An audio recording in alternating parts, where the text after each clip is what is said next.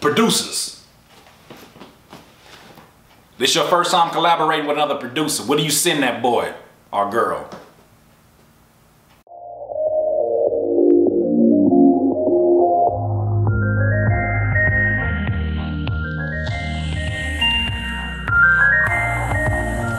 Music producers, hip-hop producers, all the producers, well, not movie producers, but producers who make them beats. You got a collaboration popping off, somebody hit you up, they slid in your DMs and they was like, yo, bro. And you was like, yo.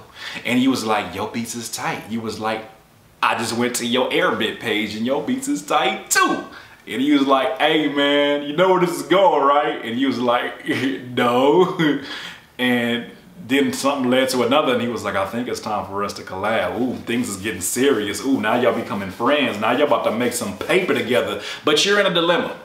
And one of you guys asked me the question last week in one of the videos. I'm not specifically knowing the name. I'm very sorry. I know you're probably gonna watch this and be like, man, say my name. I'm sorry, bro. But one of you guys asked the question, should you send out FLP files? For those of you who don't know, that's like the project files that basically give you the plugins and all the EQ settings, and basically like FLPs for Fruity Loops. So maybe it's something else for Reason or something else for Logic, but it's basically your project files. So should you send those out when you're collaborating with somebody, or should you send WAV files that are basically the representation of every instrument that you're trying to collaborate with them on? Now, first of all, you got to ask the question, why would somebody ask this? I assume you asked this question because you have a fear that that producer is going to steal your sounds. He's going to steal your settings. He's going to steal like, oh, that's how you do your drums? Cool. Take that parametric equalizer and thump thump. Oh, there go my kick. My kick got a little boom in it now because of that. Thank you. Good looking out. I don't even want to collab with you. I feel like we already did. So you got people who are worried about that. You don't want to have your stuff stolen. Completely understandable. Here's what I say. Anytime I collaborate with a producer, which has been very rare the last few years because of just time, man. Time is crazy, man. I'll be doing these videos and stuff. But when I have collaborated, I feel like the best situation, I don't care if this person works on FL Studio or not. I don't care if they work on Reason and I work on Reason. I don't care. You're not getting my project files. What you will get is these WAV files. And even before you get the WAV files, I'm not even going to give you the name of the drums that I'm using, the instruments that I'm using. You know how you got like Lex_2 kick? I'm not even going to let you see that. Even though I just disclosed one of my favorite kick. My bad. Look, I'm not even going to disclose that. You're going to have to figure this mug out for yourself. I will sit up there and meticulously type. What's in my eye? I will meticulously type every single instrument out. Kick, snare, deep synth, pad, piano, deep piano, high piano, high synthesizer. Try to steal this shit. You know, and I would name everything because I know how important it is that you keep your particular style and things that you do and your techniques. You should keep it to yourself if that's what you want to do. I don't, you know me, I'm giving out everything. But if you feel like you want to keep that to yourself and it's part of your trade secret, fine, by all means. Or sell it one day, sell your techniques. That's how you justify sharing it.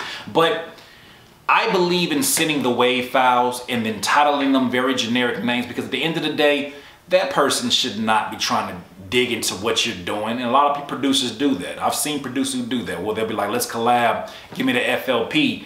And then they end up basically just, you know, taking your style. I know I've done that before and it hurt somebody's drums like, boy, your drums ain't never sounded like that.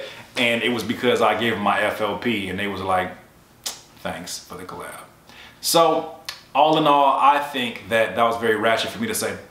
Anyways, I think it's very ratchet to me, but I'll say this. When it comes to collaborations, don't send the project files. I don't believe that that's the right thing to do. I think if it's somebody that you build a relationship with and you don't mind sharing these techniques that you use, by all means, but I think that it's always a safer bet, especially first-time collaborations with somebody you don't know, send them the WAV files. Once again, it's another Curtspiration. Hey, doodle. Look, if you need some more of this juice, please subscribe. Subscribe to the channel below, man. Get yourself some more of this juice. Be a part of the notification gang.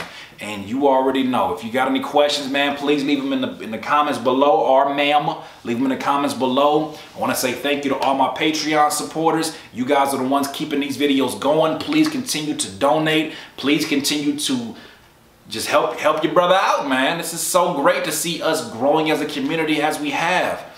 And to kind of double down back on the topic at hand, when you're sending out first-time collaborations, protect yourself. You know, you don't want to have somebody come and, you know, kind of jack your whole steez, and then you looking up like die-line like, oh, what happened? That's my style. And then you have nothing except for that, you know. You don't want that situation to happen. In this life, you will not be full of life until you decide to live life to its fullest. Curtis King, CurtisKingBeats.com. I can't listen to you. When I listen to you, it's a liability, cause you be mentally killing my inner energy. So I'm concealing my feelings before you injure me.